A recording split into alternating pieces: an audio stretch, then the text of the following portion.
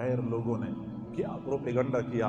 کہ حضور صلی اللہ علیہ وسلم کے طور طریقوں کو قدامت پرستی قرار دیا اور اپنے طور طریقوں کو جدت پسندی قرار دیا۔ حالانکہ حقیقت یہ ہے کہ جدت حضور صلی اللہ علیہ وسلم کی سنتوں میں ہے اور غیروں کے طریقوں میں قدامت ہے۔ قرآن پاک میں اللہ رب العزت نے فرمایا، توجہ کریں، صحابیات کو حکم دیا کہ وَقَرْنَ فِي بُيُوتِكُنَّ، گھروں میں قرار پکڑ لو، وَلَا تَبَرَّجْنَ تَبَرُّجَ الْجَاهِلِيَّةِ الْأُولَى، اور جاہلیت اولا، پرانی جاہلیت کے طریقوں کے مطابق گھروں سے باہر نکل کے اپنے حسن کی نمائش نہ کیا کرو۔ تو قرآن یہ کہتا ہے کہ گھر میں سنبھل کے رہنا یہ جدید حکم ہے، اور گھر سے خواتین کا باہر نکلنا اور اپنے حسن کے جلوے دوسروں کو دکھانا، اس کو قرآن نے جاہلیت الاولا کہہ دیا ہے، یہ پرانی جاہلیت ہے۔ اب میں آپ کو بتاؤں کہ آج کل جدید لوگوں کا جو دماغ ہے، اور پھر حضور صلی اللہ علیہ وسلم کی بعثت سے پہلے عرب معاشرے کا جو قدیم حال تھا، جاہلیت الاولا کی حالت تھی، میں کہتا ہوں دونوں میں ایک زبردست مناسبت پائی جاتی ہے۔ حضور صلی اللہ علیہ وسلم جب تشریف نہیں لائے تھے، اس وقت عرب معاشرے میں بے پردگی تھی، پردے کا تو کوئی تصور ہی نہیں تھا، اس لیے تو قرآن نے جاہلیت الاولا کہہ دیا، اور آج بھی اسی بے پردگی کی طرف ہمیں کھینچا جا رہا ہے، گویا کہ جاہلیت الاولا کی طرف ہمیں لے کے جایا جا رہا ہے۔ حضور صلی اللہ علیہ وسلم کی بعثت سے پہلے مرد حضرات بھی ننگے پھرا کرتے تھے،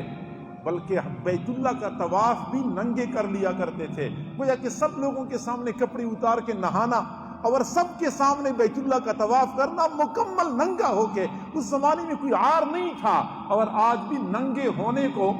باعث فخر قرار دیا جاتا ہے، اور مکمل بالباس ہونے کو لوگ قدامت پرستی کہتے ہیں۔ حضور کی بعثت سے پہلے شراب نوشی عام تھی، اتنی عام تھی، بچہ پیدا ہوتا تھا حلق میں سب سے پہلا قطرہ شراب کا ٹپکایا کرتے تھے۔ آج بھی ہمیں شراب کی طرف کھینچا جاتا ہے۔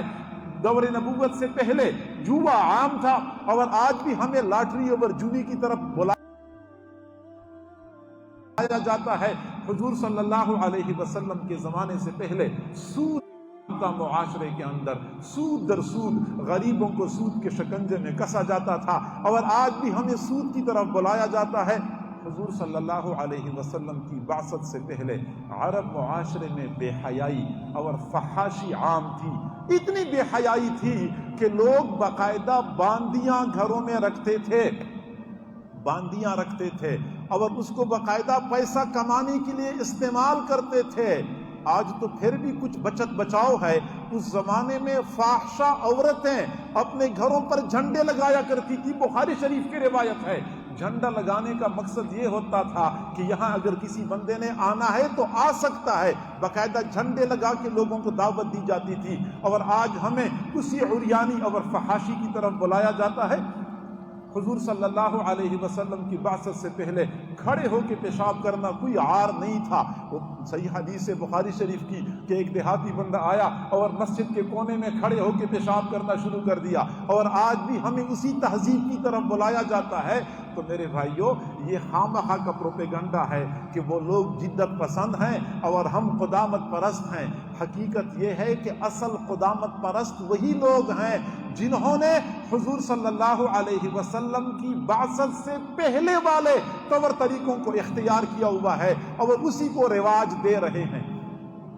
تو جدت پسندی اور قدامت پرستی کا معیار حقیقت میں کچھ اور ہے، ہم نے کچھ اور بنا لیا ہے۔